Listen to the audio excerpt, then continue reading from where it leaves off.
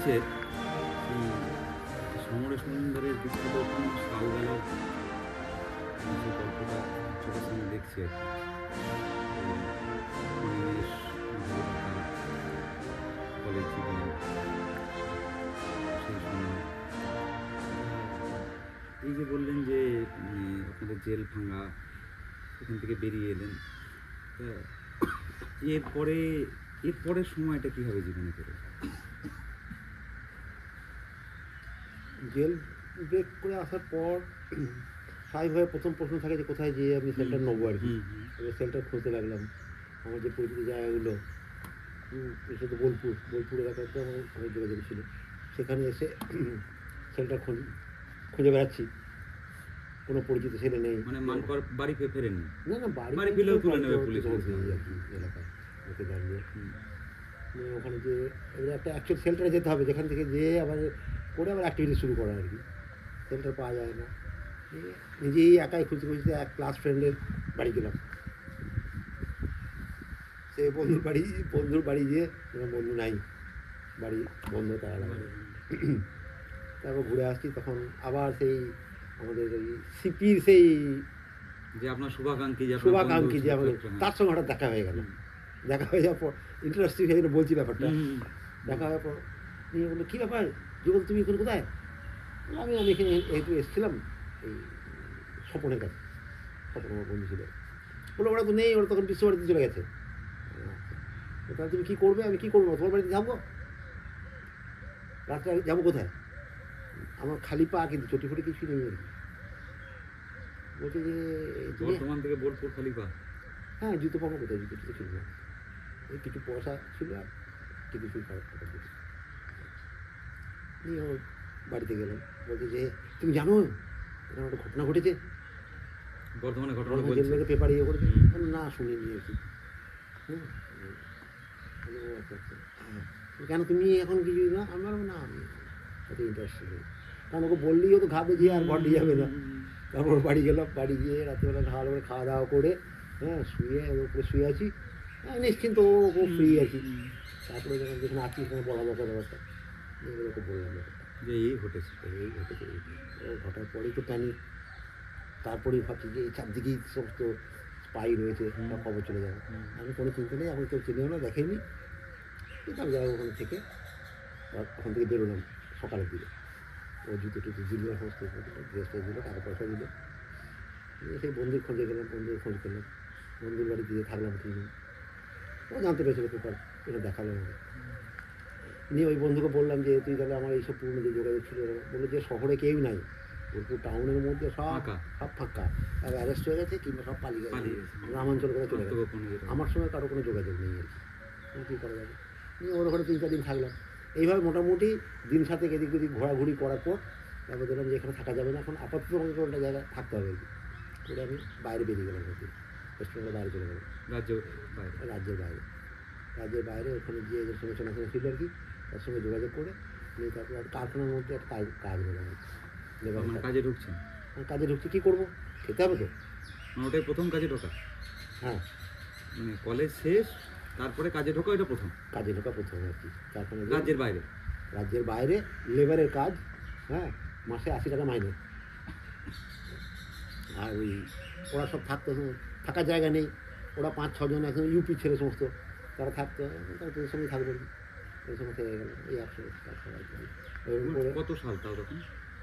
তখন ধরো যে একটা জেল ব্রেক হয়েছিল 71, তারপর 71 অনওয়ার্ডস।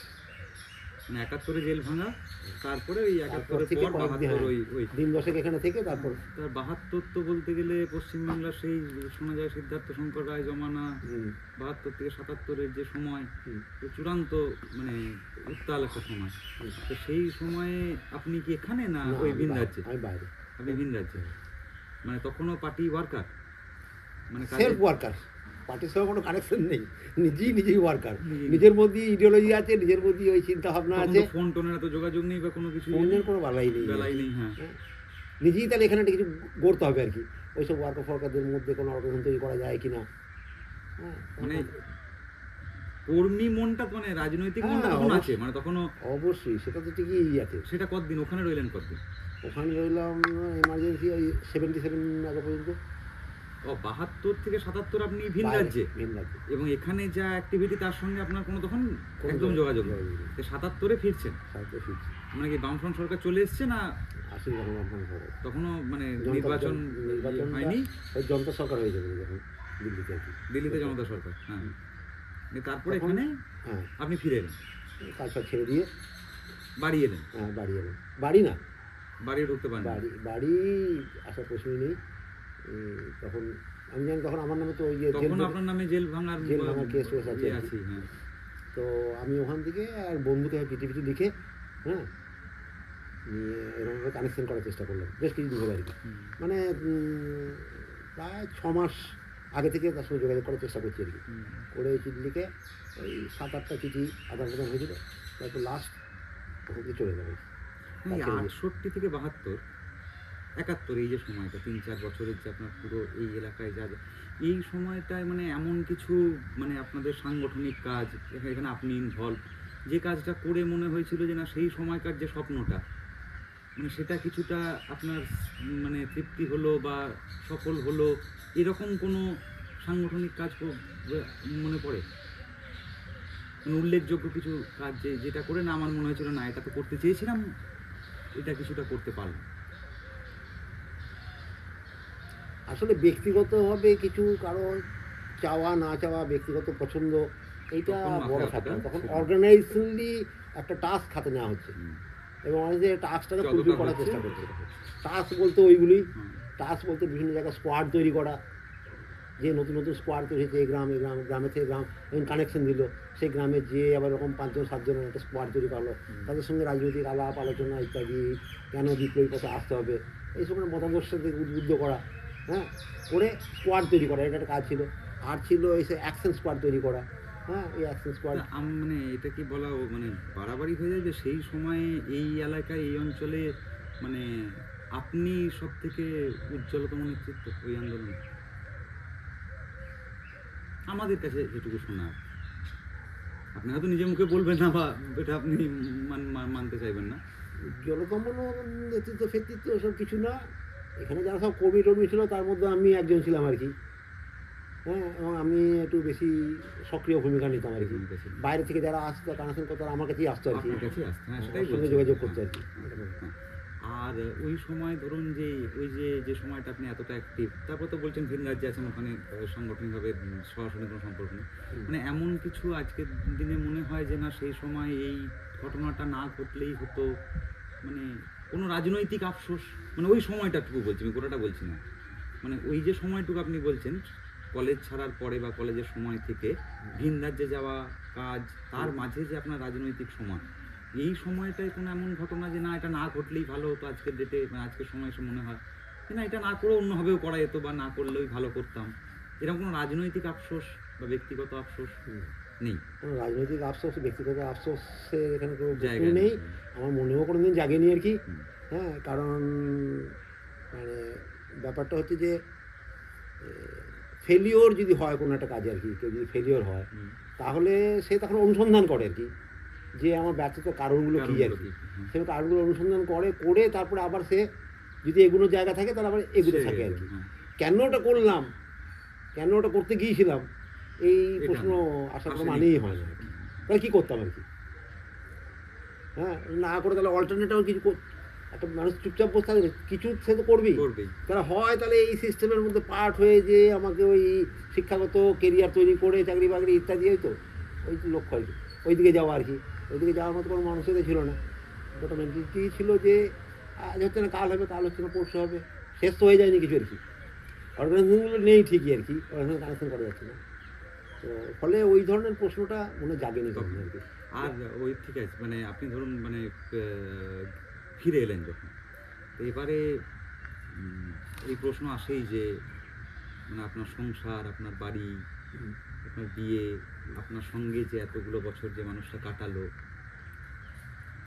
তো আপনাকে জেনেই সে আপনার সঙ্গে থেকেছে, আপনার অতীত জেনে আপনি মানুষটা কে, আপনার পরিচিতি সবই, মানে সেই দিকটা কখন মানে কোন সময় শুরু হলো বা কখন মানে ওই পরিবারের একটু কথাটা যদি বলেন। পারিবারিক জীবন মানে বিয়ে তারপরের যে জীবন বা এই সময়টা। পারিবারিক জীবন তো অনেক পরে শুরু হয়েছে। আমি এখানে ৭৭-এ আসার পর তারপরে এখানে অর্গানাইজেশন করতে শুরু করি আর কি। প্রথমে আমি ওখান থেকে ডাইরেক্ট মানকড় আসিনি আর কি, ওই কলিয়ারি বেল্টে গিয়েছিলাম। কলিয়ারি বেল্ট থেকে তারপর ওখান থেকে কানেকশন করে বর্ধমান যাই। বর্ধমানে গিয়ে একটা ছেলেটা থাকি, সেখানেও এরকম আমারই মতো একজন ছিল আর কি, সে থাকতো, আমরা দুজন একসাথে থাকতেন আর কি। তারপর ওখান থেকে আস্তে আস্তে আস্তে আস্তে আস্তে কানেকশন করতে করতে তারপর একটা সময় মান করে ফিরে আসি। ওই ৭৭ হ্যাঁ ৭৭-এ কি তখন সিপিআইএম শক্তিশালী মান করে হ্যাঁ, তো বিভিন্ন organization তৈরি হয়েছে তৈরি মোটামুটি? হ্যাঁ। এবং মানে আপনাদের সঙ্গে তখন কি সিপিআইএমএল, মানে আপনি কি না, তখন সিপিআইএমএল তার আগে অনেক ব্রেক করে গেছে।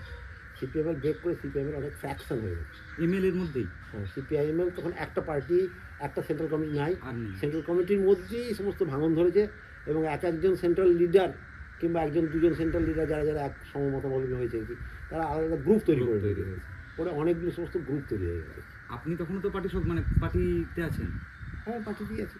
তার পার্টি সঙ্গে নোংরায় মানে তার সঙ্গে আমি বলতে তখন যে সিপিআইএম যে বামপন্থী রাজনৈতিক দল যা পরবর্তীকালে এত বছর 2011 অবধি ছিল বা মান করেও তাদের যে সাংগঠনিক প্রতিপত্তি বা সংগঠিত ক্ষমতা, তো এদের সঙ্গে যে মানে সাংগঠনিক লড়াই, এক তো মান করে বুকে সিপিআইএম নেতারাও বলেন যে মান করে সিপিআইএম তৈরি হয়েছে, সংগঠিত হয়েছে কংগ্রেসের সঙ্গে লড়াই করে নয়, মূলত নকশালপন্থী আন্দোলন বা রাজনীতির সঙ্গে লড়াই করেই মান করে সিপিআইএম। তাদের লড়াইটা বলতে গেলে মূলত ওদের সঙ্গে, বা ওরা মানে তাদের কাছ থেকে যে গল্প শুনি যে 78-এ যে পঞ্চায়েত প্রথম পঞ্চায়েত নির্বাচন, সেখানেও বোধহয় সিপিআইএম এর সঙ্গে মূলত লড়াইটা ছিল আপনাদেরই। তো তখন কি আপনারা যে উইং মানে তারা কি ভোটের রাজনীতিটাতে নেমে গেছেন, বা মানে তারা মনে করছেন নামা উচিত পঞ্চায়েত নির্বাচন? হ্যাঁ, তখন ওই অংশটা আপনারা মনে করছেন যে নির্বাচনে যাওয়া প্রয়োজন আছে। তাহলে যখন মানে এবার দেখুন স্বাভাবিক একটা সময় পিরিয়ড, মানে একটা সময় থেকে আপনারা যখন মনে করলেন যে নির্বাচনে হবে না কিছু, সিপিআইএম বিচ্যুত হচ্ছে, সেই জন্য সিপিআইএম ভাঙন, সিপিএম ভেঙে সিপিআইএম তৈরি। নির্বাচনে অংশগ্রহণ করার জন্য সিপিএম কিছু নয়, গভর্নমেন্ট ফর্ম করা। তো নির্বাচনে তো লড়াই করলে তো সরকার তো তাকে তৈরি করতে হবে না, তাহলে কেন সে নির্বাচনে লড়ছে? নির্বাচনে লড়ছে তার যে রাজনৈতিক প্রচার, সেই প্রচারটা মানুষকে তুলে ধরার জন্য। এবার যদি জয়ী হয়, মানুষ যদি ভোট দেয়, তখন সে কি করবে?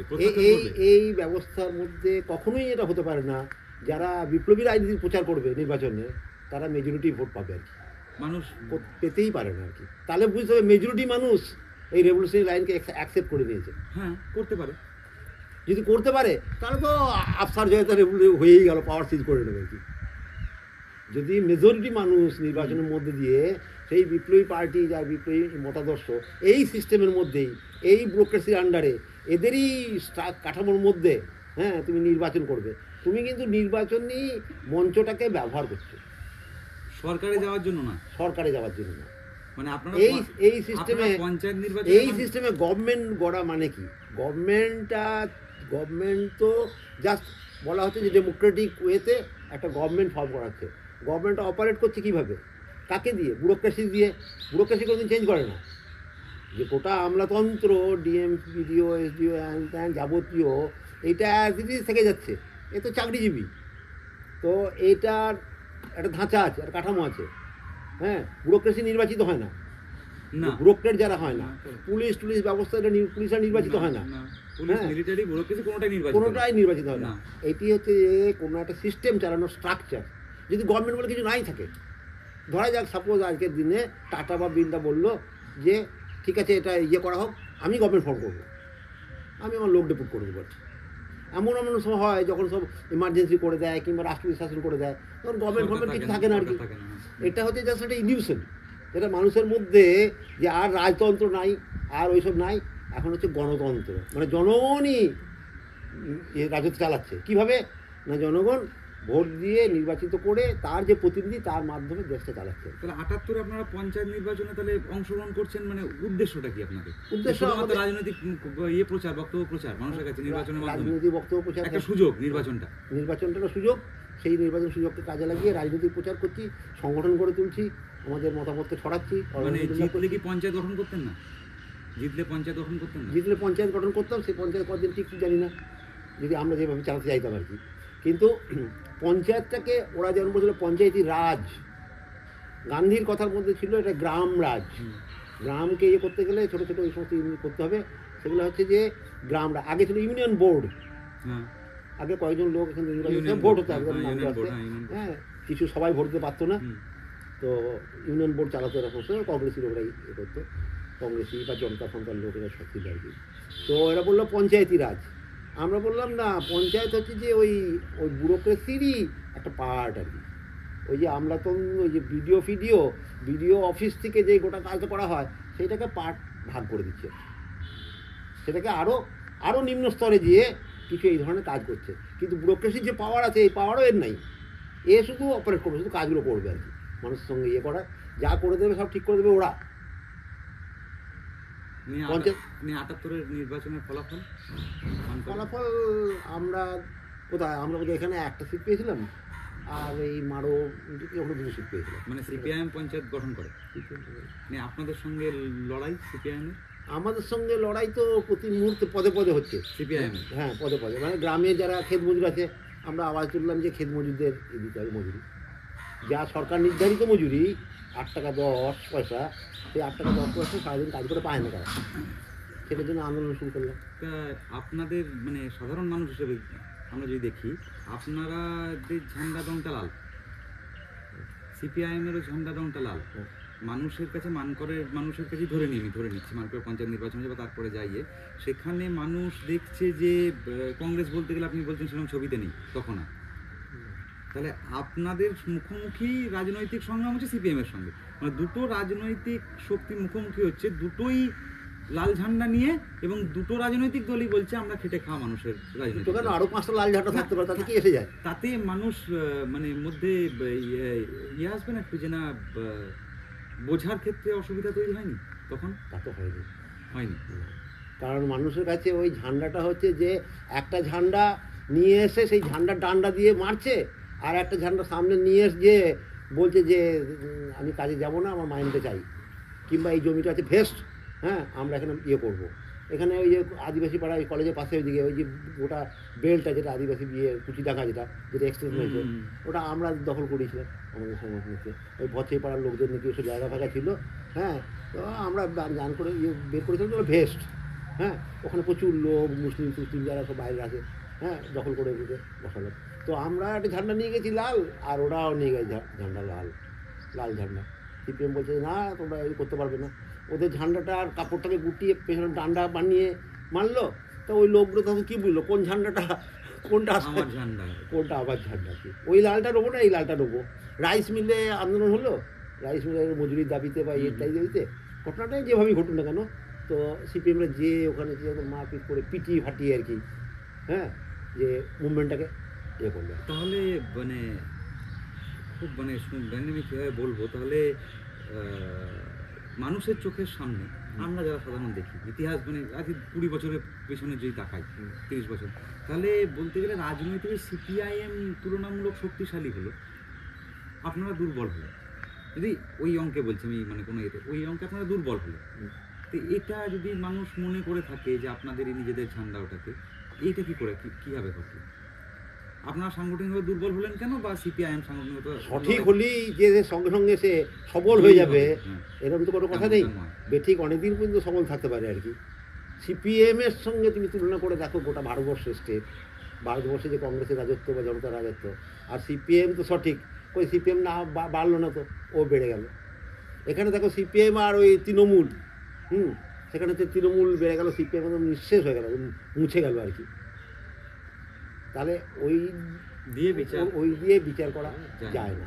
বিচারটা হচ্ছে যে মানুষ যারা রয়েছে আর কি, মানুষ বাঁচতে চায়, মানুষের কাছে হচ্ছে যে তার খাওয়া পড়া থাকা বেঁচে থাকা, এটা তাকে প্রাইমারি ব্যাপার আর কি।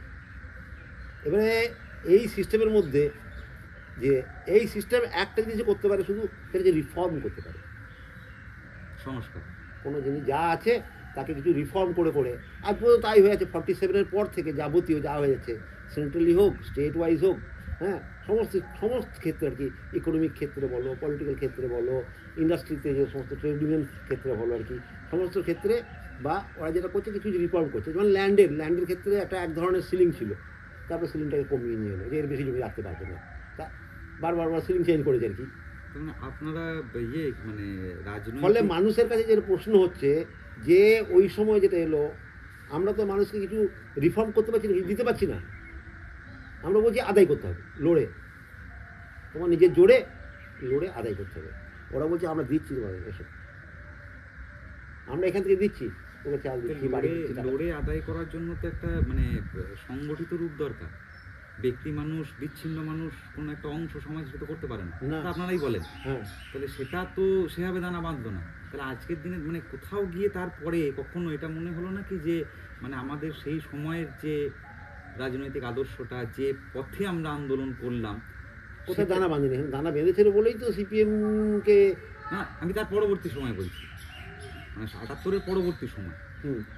মানে আজকে যদি আপনি সিপিএমকে ক্ষয়িষ্ণু শক্তি ধরেন ৭৮ রাজনৈতিক সময়, হ্যাঁ বলো। আপনি যেটা বলছেন সিপিএম প্রায় মুছে গেছে আজকে তৃণমূলের এই যুগে, এটা সেই সময় ৭৮-এর পর থেকে আপনার মানে বা কখনই আমি সালটা আপনি বললেন না, আমি অতটা জানি না, একটা সময়ের পর থেকে আজকের দিনে দাঁড়িয়ে তাহলে রাজনৈতিক হিসেবে তো আপনারাও ক্ষয়িষ্ণু শক্তি হলেন, মানে আস্তে আস্তে ক্ষয়িষ্ণু হলেন। তাহলে কি কোথাও গিয়ে মনে হয় না যে আপনাদের সেই সময়কার যে স্বপ্ন বা সেই সময়কার যে আন্দোলন পরিচালনার পদ্ধতি কোথাও গিয়ে ব্যর্থ না হোক, মানে কোথাও গিয়ে কোনো খামতি ছিল একটা বড়, যার জন্য এটা দানা বাঁধল না? মানে আজকের যুগল ভাটিয়ার কাছে যেটা বড় প্রশ্ন আমাদের, কোনো জায়গায় মানুষ, এটা তো লড়াই, লড়বেটা কে? লড়বে তো কয়েকটা পলিটিক্যাল পার্টির নেতারা বা কর্মীরা নয়, লড়বে মানুষ। মানুষ যদি লড়তে চায়, মানুষ যদি বলে এটা আমি লড়াইয়ের মধ্যে দিয়ে আদায় করবো, অন্য কোনোভাবে নয়, হ্যাঁ, তাহলে সে আন্দোলন এগোবে, সেটাই তো আন্দোলন। আর যদি মানুষ বলে আমি লড়বো না, তাহলে তুমি কী করে সেই লড়াইটা করবে? ফলে যে সময় ৭৮-এর পরবর্তী সময়ে মানুষের মধ্যে প্রচণ্ড একটা নড়াচড়া ছিল, সিপিএম গভর্নমেন্ট হওয়া সত্ত্বেও, পঞ্চায়েত হওয়া সত্ত্বেও, মানুষ তার একদম নিজেদের যে একদম মানে নিজের ঘরে যে মাটিতে যেখানে মানুষ রয়েছে আর কি, সেখানে তার যে খাওয়া পড়া অন্য তার কোনো বাসস্থানে ইয়ে হচ্ছে না। বা মালিকদের, গ্রামীণ যে সমস্ত মালিক, গ্রামের জমি জায়গার যে মালিক, হ্যাঁ, তাদের উপর যে নিপীড়ন, যে অত্যাচার, সামাজিক, রাজনৈতিক, অর্থনৈতিক বিভিন্ন ধরনের, সেগুলো তো ওরা ওইভাবে ভাষা দিয়ে বলতে পারে না, কিন্তু এইগুলো তো সবই ছিল। দেখা গেল বড় বড় সমস্ত জমির মালিকে তারাই হচ্ছে সিপিএমের নেতা, সিপিএমের ইম্পর্টেন্ট লোক, তাদের জমিকে সুরক্ষিত রাখার জন্য, তাদের যে গোটা স্ট্রাকচারটা ঠিক রাখার জন্য। ফলে ওই যে লোকটা তাদের কাজ করে, যে কৃষক, যে আর কি, হ্যাঁ, সে তো ভুক্তভোগী। সে সিপিএম সরকার আসা সত্ত্বেও, সিপিএম গভর্নমেন্ট হওয়া সত্ত্বেও সে তখন লড়েছে। এমনও ঘটনা ঘটেছে, পঞ্চায়েতে সিপিএমকে ভোট দিয়েছে, আমাদের সঙ্গে নিয়ে রাস্তা থেকে লড়াই করেছে। ওর মাথার মধ্যে দুটো জিনিস এসেছে, একটা হচ্ছে যে জিনিসটা আদায় করা যাবে লড়ে, সেটা এদের সঙ্গে থেকে লড়ে আদায় করা যাবে, আর ওখানে পাওয়া যাবে, ওদের পথে পাওয়া যাবে। এমন হয়েছে যে আমাদেরই লোক একটা ভোট দিয়েছে, আমাদেরকে একটা ভোট দিয়েছে সিপিএমকে। ওরা পরবর্তীকালে অ্যানালিসিস করেছি কেন করলো, সিপিএমও যে বুঝিয়েছে। সিপিএম বলছে ঠিক আছে, তো দুটো করে ভোট আছে, তো তুই একটা ভোটও দিলে দে, একটা ভোট আমার দেবে, আমরা পঞ্চায়েত থেকে তুই দেবো আর কি। এবারে এইটা হচ্ছে যে ওপর থেকে কিছু দেওয়া, ওপর থেকে কিছু পাওয়া সহজে। আমাদের পথ লোকে বলছে যে তো অনেক দেরি হবে, লড়ে আদায় করবো, কতটুকু পাবো না, যখন জলদি পাওয়া যায় ওটা তো পেয়ে যাচ্ছি আমি এক্ষুনি, হাতের কাছে পেয়ে গেলাম, আমাকে দিচ্ছে আর কি, হয়তো ঘর দিচ্ছে, বাড়ি দিচ্ছে। তো ফলে এই যে যেগুলো তখন যে ভেস জমিগুলোকে দখল করা যতটুকু আমাদের সাংগঠনিক ক্ষমতার মধ্যে, হ্যাঁ, শামসুদপুর গ্রামে প্রচুর জায়গা ভেস করছে না, মালিকরা দখল করে রেখেছে, সেখানে জোর করে ইয়ে করানো, সেখানে পুলিশ ইন্টারভেন করানো, সিপিএম পার্টি এসে ইয়ে করা, হ্যাঁ, বিভিন্ন জায়গাতে আর কি, যে যেখানে এরকম হয়েছে। ক্ষেত মজুর আন্দোলন, কৃষকদের ফসলের যে ভাগ্যের দাবি আর কি, চাষ করেছে, বাবা মারা গেছে, ছেলেকে ভাগই দিচ্ছে না, হ্যাঁ, আমরা যে লোকজন সে বললাম চলো যে তাহলে ওর ঘরে যে মড়াই বাঁধা আছে, হ্যাঁ, সেই মড়াই থেকে ভেঙে নিয়ে চলে আসি, সেই মড়াই ভেঙে ধান ছেলেকে দিয়ে দেবে, বলে ছেলে তো বাপেরই ছেলে, ওরা যে চাষ করেছে মিলে, তুমি দেবে না কেন? তখন দেখলাম সিপিএমের নেতা এসে হাজির ওখানে, তারপরে দেখলাম পুলিশ এসে হাজির, কারণ সিপিএম তখন যা কাজ করছে প্রশাসনের মাধ্যমে করছে, পুলিশের মাধ্যমে। ফলে একটা হচ্ছে যে যতটুকুন লড়াই হয়েছে বা যতটুকু লড়েছে এখানকার মানুষ বা এলাকার মানুষ, আমরা লড়াই করেছি না, আমরা লিডারশিপ দিয়েছি, লড়েছে মানুষ। মানুষ তখন বলছিল যে এগুলো সিপিএম করে দেবে না, সিপিএম পঞ্চায়েত থেকে দেবে ঠিকই, কিন্তু এইগুলো করে দিল, কই 8 টাকা 10 করে দিচ্ছিল, গড়ে গড়ে আন্দোলন করতে যে 8 টাকা 10 টাকা দিন 7 দিন 8 দিন স্ট্রাইক করে থাকতে হয়েছে। অথচ সিপিএমের ঘোষিত নীতি হচ্ছে যে ন্যূনতম মজুরি হচ্ছে 8 টাকা 10 পয়সা। তার মানে 55 বছর প্রায় যদি ধরি বা 50-52 বছর তো বটেই, 67 মানে সেই সময়কার যুবক কলেজে যাওয়া একটা পার্ট 1-এ বা 63% পাওয়া একটা উজ্জ্বল ছাত্র যুগল ভাটিয়া আজকের দিনে দাঁড়িয়ে এসে কোথাও আপনার মধ্যে এটা মনে হয় না যে সেই সময়কার যে আপনাদের রাজনৈতিক আন্দোলন বা আপনাদের যে নকশাল আন্দোলনই বলি না কেন, আজকে কেন মনে হবে? না না আজকে তখন পরেই মনে হয়েছে যে ভুল ছিল পথটা ভুল ছিল, আপনার তখনও মনে হয়েছে? তখন মনে হয়েছে মানে তারপরে যখন ব্রেক করলো break তখন মনে হলো করলো যে তখন এই পাতে হবে না, this is not the path, এগিয়ে যাবেন একটা পাথ নয়। আমি চট করে একটা মানে মাঝে ছেড়ে নিই, তারপর আপনি যেখানে চলে এলেন প্রায় শেষের দিকে আমার মানে আমি একবার যেটা বারবারই আপনার কাছে যেতে চাইছিলাম যে বিয়ে কত সালে, মানে কত সালে সংসার শুরু করলেন? শুরু করেছি তো ভুলেই গেছি। তাও মানে এটা শুনলে তো কাকিমা রেগে যাবে না, রেগে যাবে? কাকিমাই বলতে পারবে এটা কে জানে। কত 85 না এরকম 85-86 হবে আর কি। 85-86। তা তখন তো আপনার তারপর তো চাকরি বাকরির কোনো প্রশ্ন নেই, করেননি আর কিছু তারপর থেকে? তাহলে তো মানে বাড়িতে একটা মানে অতীত রাজনৈতিক জীবন বা এই মানুষটাকে মেনে নিতে তাহলে কোনো মানে রাজনৈতিক কর্মী যারা আর কি, ধরুন আপনার মতো এই যদি এই কথাটা আমাদের যারাই শুনবে আর কি, তাদেরও তো জীবনে প্রত্যেকের তো ব্যক্তিগত জীবন আছে, তাদেরও সংসার আছে, চাল আছে, ডাল আছে, নুন আছে, পেট ভরতে হয়, বাচ্চা কাচ্চা। তো এইটা এই ব্যক্তি যুগল ভাটিয়ার এই সমস্যাগুলো কখন আসেনি সংসার করতে গিয়ে? যেটা ভালো চাকরি হতে পারতো, তার বাড়ি মানে সমর্থন মানে ইয়েটা পেয়েছেন, সে সাপোর্টটা সাপোর্ট পেয়েছি বলেই ঠিক আছে, সাপোর্ট পেয়েছি বলেই চলছে। কোনোদিন এরকম ভাবিনি, এরকম ভাবিয়েছে বন্ধু বান্ধবরা, অনেক খুব কাছের লোকরা। হ্যাঁ, সে বলেছে যে তোর কি এখন মনে হয় না যে ওইসব করে ভুল করলাম? কিন্তু কেন বল, তখন তৎকালীন অবস্থায় দাঁড়িয়ে আমি যা করেছি সেটা আমি অত্যন্ত সঠিক করেছি। সেটা এগুতে পারিনি, ফেলিওর হয়ে গেছে ঠিকই, তারপরেও আমি অন্য পথ ধরেছি। না এবার আপনি যেখানে ছিলেন, যেখানে শেষ করেছেন সেখানে আসি যে তাহলে আজকের দিনে দাঁড়িয়ে যে কোনো কম বয়সী বলুন মাঝবয়সী যে কোনো একটা ছেলে বা একটা মানুষ, একটা মেয়ে যখন কোনো একটা ঘটনা, যে কোনো নির্দিষ্ট ঘটনা একটা ব্যক্তির যখন মনে হচ্ছে যে এটা ঠিক হচ্ছে না, সরকার এটা ঠিক করছে না, রাষ্ট্র এটা ঠিক করছে না, এই ব্যবস্থা এটা ঠিক করছে না, তার মনটা ভেতরে ভেতরে কোথাও বিদ্যুৎ, যে কোনো ঘটনা হতে পারে, কোথাও আপনি আরজি করের ঘটনা বলুন, এরকম একটা ঘটনা, কোথাও মানে আন্দামানে একটা খবর আসছে আনন্দবাজার অনলাইনে কিছুদিন আগে, আনন্দবাজার মানে কয়েক হাজার গাছকে শুধুমাত্র বিমানবন্দর তৈরি করার জন্য কেন্দ্রীয় সরকার পারমিশন দিয়েছে, মানে ওখানকার যে ইকো ডাইভার্সিটি, যে ওখানকার বাস্তুতন্ত্র প্রায় নষ্ট হয়ে যাওয়ার উপক্রম।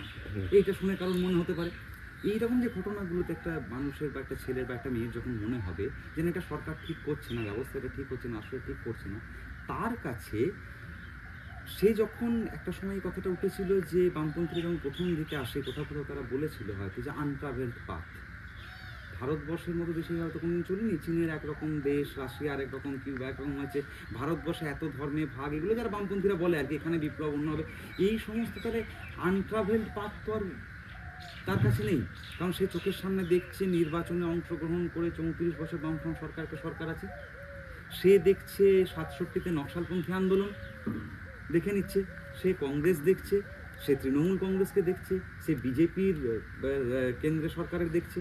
তা তার কাছে আজকের ডেটে দাঁড়িয়ে যখন মনে করছে একটা ছেলে বা একটা ব্যক্তি মানুষ যে না এটা ঠিক হচ্ছে না, তাহলে তার কাছে প্রতিরোধের প্রতিবাদের মানে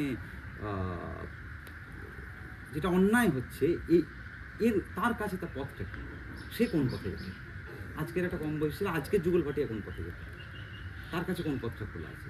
সেখানে যদি আপনি বলেন যে নকশালপন্থা, সেখানেও আপনাদের অনেক নেতৃত্ব বা তার চোখের সামনে দেখা কোথাও গিয়ে ফেল করে গেল, কোনো একটা সিদ্ধান্ত ভুল মনে হলো, সিপিআইএমের ক্ষেত্রে তার যদি মোহভঙ্গ হয়ে থাকে, বিজেপির ক্ষেত্রে, তৃণমূলের ক্ষেত্রে হয়ে থাকে, সেই কম বয়সী ছেলেটা, কম বয়সী মেয়েটা সেই প্রতিবাদী মনটা যাবে কোথায়? যদি প্রতিবাদী মন থাকে সে যাবে আমার পথ খুঁজবে, পথ খুঁজবে। তাহলে এতদিন 47-এর আগে থেকে আর ব্রিটিশ বিরোধী আন্দোলনে কত আন্দোলন হয়েছে, ব্রিটিশের বিরুদ্ধে যে আন্দোলন হয়েছে, কোনো একটা কংগ্রেসের ভিত্তিতে আন্দোলন হয়েছে না, তা তো হয়নি। তার মানে সেই সময় তো বিপ্লবী আন্দোলন হাজারো হয়েছে। রকম। তাহলে একটা ভারতবর্ষের মতো দেশ, সে একটা সেখানে কোনো একটা সেফ দেওয়া গেল না মুভমেন্টে, যেখানে একটা কম বয়সী ছেলে না এই পথটা ধরে যেতে পারে? সেখানে কি ফেলিওর মানে নয় রাজনৈতিক দলগুলো বা কর্মীরা? আসলে যে রাজনৈতিক দলগুলো ফেলিওর, হ্যাঁ তারা তো ফেলিওর হচ্ছে, তাদের এগোতে পারছে না আর কি। তারা তো ফেলিওর হচ্ছে, তারা তো মুখ থুবড়ে পড়ে এই সরকারি গাড্ডার মধ্যে যে আটকে যাচ্ছে। আর যারা এই সরকারি গাড্ডায় যায়নি তাদের সংগঠন উঠে যাচ্ছে, সংগঠন ভেঙে যাচ্ছে, কারণ ঠিকমতো ইয়ে হচ্ছে না। কিন্তু তার আগে একটা কথা বলা দরকার আর কি, কোনো জায়গায় আন্দোলন হবে কি না, পার্টি আন্দোলন তৈরি করতে পারে না। আন্দোলন মাটি থেকে তৈরি হয়, মাটিতে আন্দোলন, যেখানে কন্ট্রাডিকশনটা আছে। যদি আজকের দিনের কথা ধরি আর কি, ক্যাপিটাল ভার্সেস লেবার, পুঁজি এবং শ্রমের যেখানে বিরোধ, আন্দোলনটা সেইখান থেকেই বিরোধ তৈরি হবে। কারণ মার্কসিয়ান, এই আবার ওই প্রসঙ্গে এসে গেলাম আর কি, হ্যাঁ তোমার এই কথায় আর কি, আমাদের ইয়ে থেকে, হ্যাঁ যে এই যে ব্যবস্থা, আজকের যে ব্যবস্থা চলছে আর কি, ধনতান্ত্রিক ব্যবস্থা বা পুঁজিবাদী ব্যবস্থা, আমাদের দেশে পুঁজিবাদী ব্যবস্থা যেভাবে হয়েছে, ইংল্যান্ডের, ফ্রান্সের, জার্মানিতে যেভাবে পুঁজিবাদ ডেভেলপ করেছিল আর কি, ভারতবর্ষে পুঁজিবাদ ডেভেলপ করেনি।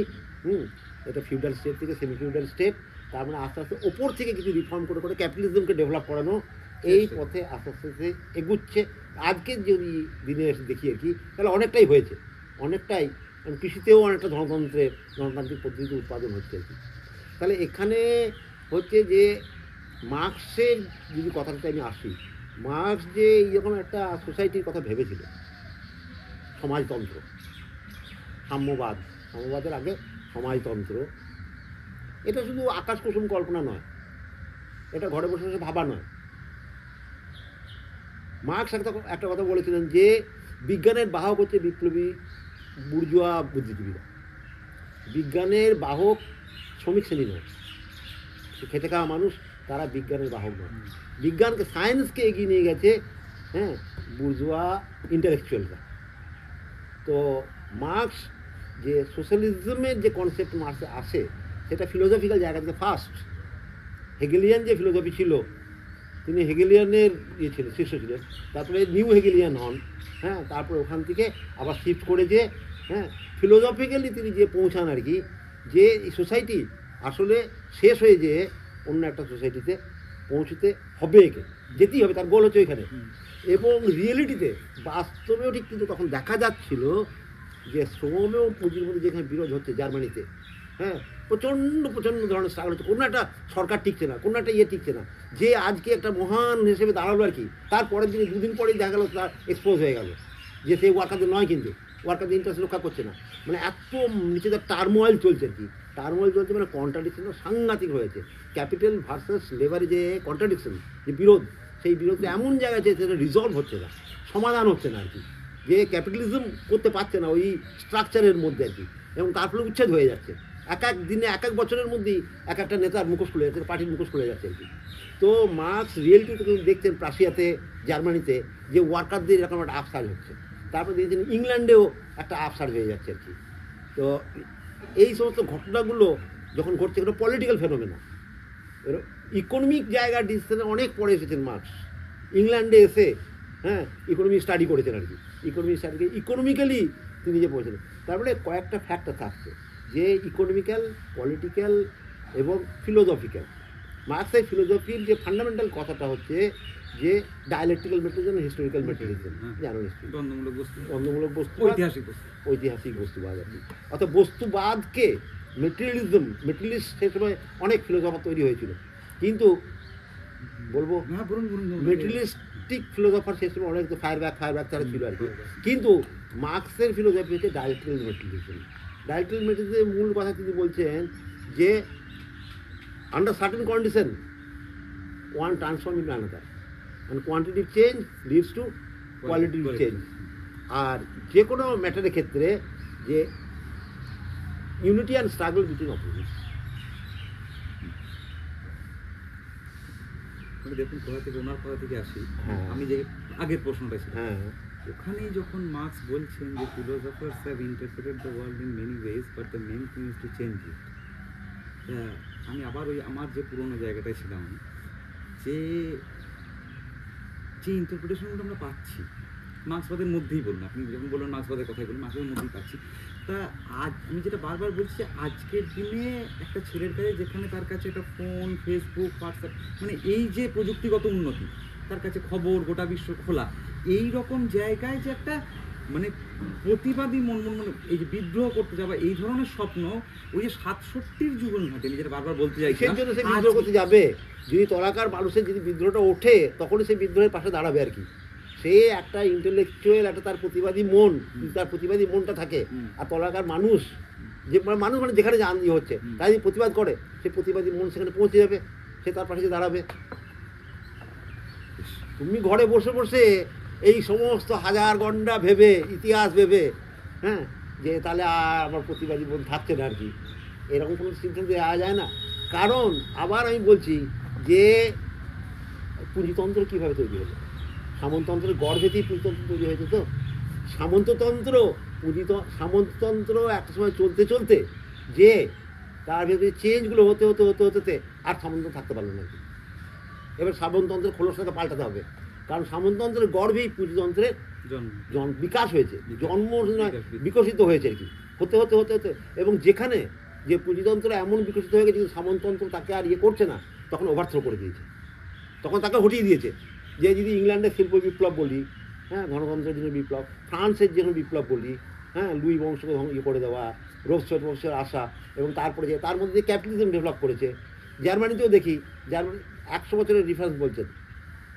মার্কস বলছেন যে এটা হয়েছে 17 শতাব্দীতে ইংল্যান্ডে, এই হচ্ছে 18 শতাব্দীতে, হচ্ছে 19 শতাব্দী জার্মানিতে, অনেক পরে এসে জার্মানি ভোজসভাতে শেষে এসেছে। এবং সেই জন্য জার্মানিতে প্রবলেমগুলো এত বেশি আর কি, অ্যাকিউট হয়েছে আর কি। তো এই যে তাহলে সামন্ততন্ত্রের গর্ভেতেই তো তৈরি হলো জিনিসটা, ডেভেলপ করতে করতে করতে করতে করতে একটা সময় ক্যাপিটালিজমের গর্ভেও। মার্কসের একটা কথা হবে, যে মার্কসের কথাই যখন বারবার তুলছে, মার্কস বলছেন ক্যাপিটালিজম তার নিজের কবর নিজেই খুঁড়ছে। তার মানে ক্যাপিটালিজম ডেভেলপ করতে করতে করতে করতে সে নিজেই তার সেলফ কন্ট্রাডিকশনের মধ্যে পড়ে যাবে। এবং এর আগে যতগুলো মুভমেন্ট হয়েছে 60-এর দশক থেকে 63-64, ওগুলো হচ্ছে ইকোনমিক ক্রাইসিসের ফলে। ভারতবর্ষে যে অর্থনৈতিক সংকটের পরিণত এটা ইকোনমিক ক্রাইসিস যদি দেখা না যায় দেশের মধ্যে, ওরা রিফর্ম করে করে সব ম্যানেজ দিয়ে দিয়ে, ওরাও তো অনেক ম্যাচিওর হচ্ছে, ওরা তো সব শিখছে, রাশিয়া থেকে, চায়না থেকে, পৃথিবীর অন্যান্য দেশগুলো থেকে, যেখানে ছোটোখাটো এই সমস্ত ইয়ে হচ্ছে, ক্যাপিটালিজম কীভাবে রাখবো। এবং ক্যাপিটালিজম হাজারোভাবে কিন্তু টিকে যেতে পারে আর কি, এর হচ্ছে প্রচণ্ড একটা ক্ষমতা আছে আর কি। কিন্তু মার্কসের আলটিমেট কথাটা হচ্ছে যে ক্যাপিটালিজম তার বিকাশ হতে হতে, বিকশিত হতে হতে এমন একটা জায়গা সে নিজেই, সে তার সঙ্গে নিজের যে এনিমি তাকেও তৈরি করে যাচ্ছে, তার এনিমি অর্থাৎ প্রোলেটারিয়াতকে, সে প্রোলেটারিয়াতকেও বিল্ড আপ করে যাচ্ছে আর কি। তাহলে ক্যাপিটালিজম যে অর্থনৈতিক ভিত্তিতে যদি সেই জিনিসটা তৈরি না হয়, তাহলে ভারতবর্ষে যেমন হচ্ছে ছোটোখাটো এখানে বিদ্রোহ, ওখানে বিদ্রোহ, তুমি চা বাগানে বলছো, তুমি আন্দামানের ওই ঘটনাটা বলছো, আন্দামানের ওই ঘটনাটা ওরা ওইটা বলছে, ওরাই করে দিচ্ছে। ও ক্যাপিটালিজম ডেভেলপমেন্টের জন্য তো করতে হচ্ছে ওদের। এটা কোনো ব্যক্তি চিন্তা দিয়ে নয়, এটা পুঁজি তার নিজস্ব তার গতিতে এগিয়ে যাবে আর কি, তাকে করতেই হবে আর কি। ফলে কারো ইচ্ছা অনিচ্ছা সাময়িকভাবে তুমি আটকে রাখতে পারো, তুমি কোনো একটা জিনিসের গতিকে তুমি সাময়িকভাবে একটু চেঞ্জ করতে পারো, কিন্তু তার যে নিজস্ব একটা গতি, সেই দিকেই সে এগোবে। অর্থাৎ ক্যাপিটালিস্ট ইকোনমি, সে নিজেই যতক্ষণ না সেই জায়গাটা বিল্ড আপ হচ্ছে, তৈরি হচ্ছে, ততক্ষণ এই ধরনের ইয়ে হবে না। আর যদি এই তলাকার আন্দোলন না হয়, হ্যাঁ, তাহলে বুদ্ধিজীবীদের যে আন্দোলন, বুদ্ধিজীবীরা যেরকম করে প্রতিবাদী মন, তাদের তো বুদ্ধিবৃত্তি রয়েছে, তারা দেখছে গোটা ইতিহাসকে, জানছে, বুঝছে, তোমার আমার মতো লোকের আর কি। আমাদের সবসময় একটা ভেতরে একটা প্রতিবাদী মন থাকবে অ্যানালিসিস জায়গা থেকে, কিন্তু রিয়েল যে লড়াই, সেই লড়াই না উঠলে এটা এইরকমই হবে, এর বেশি কিছু এগোবে না। আর পার্টি কোনো আন্দোলন তৈরি করতে পারে না, আন্দোলনকে পার্টি নেতৃত্বে দেওয়া হবে, এবং সেই পার্টিকে সঠিক হতে হয়। পার্টি মাঝে মাঝে বেঠিক হয়ে যেতে পারে, বিগড়ে যেতে পারে, অন্য ভুল পথে চলে যেতে পারে। হ্যাঁ, না আজ এবার মানে অনেক আপনার সময় নিলাম, আপনি অনেকক্ষণ ধরে বললেন, বোধহয় অনেকদিন পর এই কথা বললেন কারোর সঙ্গে এইভাবে, আপনার তো শুনিও নি আপনার কথা সেভাবে, কন্ট্যাক্ট হয়নি। হ্যাঁ, তা সময়ের না, অপেক্ষা মানুষেরও মানকরের যারা কম বয়সী বা আগামী প্রজন্ম আসবে, আমাদের ইচ্ছাটা ওটাই ছিল যে এরকম একটা মানুষের কথাগুলোকে, তার জীবনটা, তার অতীত শুধুমাত্র একটা নাম শোনা বা লোকমুখে 5টা কথা শোনা নয়, তার মুখ থেকে তার জীবন, তার স্মৃতি, তার অতীত, তার চিন্তা ভাবনা। এবার যেখানে আমাদের কাছে থামতেই হয়, সূর্য ডুবছে, দেখছেন, অন্ধকার হবে, যে আজকে তো বোধহয় আপনি, আমি ঠিক বলছি না জানি না, মানে সক্রিয় রাজনীতিতে আপনি আজকের ডেটে আপনি নেই। না, সব কিছু রাজনীতি নেই, কারণ সেদিনে কোনো সংগঠনও নেই আর কি যা রাজনীতি করবে। এবারে আমি যেটা দিয়ে শেষ করি আর কি, যে ধরুন মানে একটা আমার খুব প্রিয় লাইন বলতে পারেন, যে फैज़ अहमद फैज़ যে जब भी बिकता है बाजार में मजदूर का गोश्त, शाहराहों पे गरीबों का लहू बहता है, आग सीने में रह रह के उबलती है नफूस, अपने दिल पे मुझे काबू ही नहीं रहता है। তো এই যে যদি কখনো মনে হয়, তাহলে কি মানে হয়তো শারীরিকভাবে আর সেভাবে সম্ভব নয়, বয়সজনিত কারণ বলুন, বা আপনি যেটা বললেন সেরকম নেই বাদ কিছু, দিয়ে বলো, হ্যাঁ, হ্যাঁ, বলো। তা ওইটা কি মানে এখনো কোথাও সে স্বপ্ন রয়ে গেছে, মানে এই সমাজটা পাল্টাবার, এই ব্যবস্থাটাকে পাল্টাবার স্বপ্নটা তো বেঁচে আছে? আমি বলছি সেই সেই দিবা স্বপ্ন বলছে নাকি? না, না, দিবা স্বপ্ন না, যে স্বপ্নটা ৬৭-র একটা যুবক দেখেছিল, সেই স্বপ্নটা তো ভেতরে আছে, স্বপ্নটার মৃত্যু তো ঘটেনি। আমি সেটা জানতে চাই। কেন মৃত্যু করবে? আমি মনে শুধু বিশ্বাস করি, হ্যাঁ, আমি তোকে বিশ্বাস করি যে এই রেভলিউশন পাথের মধ্যে দিয়ে একসময় ক্যাপিটালিস্ট সোশ্যালিজম আসবে, এবং সেটা কীভাবে আসবে, কোন পথে আসবে, কোন দিক থেকে হবে, ভারতবর্ষে কোন নেচারের হবে, হ্যাঁ, কোন দিক থেকে ফাটতে শুরু করবে, এগুলো কেউ আগে থেকে বলতে পারে না, কেউ জানে না।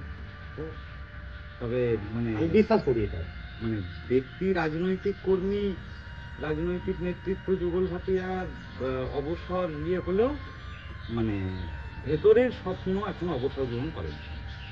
এই দিয়ে হয়তো মানে আজকের গল্পটা মানে আমি এইটুকু পেতে পারি আর কি, এবার আমরা যারা শুনবো পেতে পারি যে এখনো পর্যন্ত স্বপ্ন জীবিত, স্বপ্ন থাকে, স্বপ্নটা থাকবে।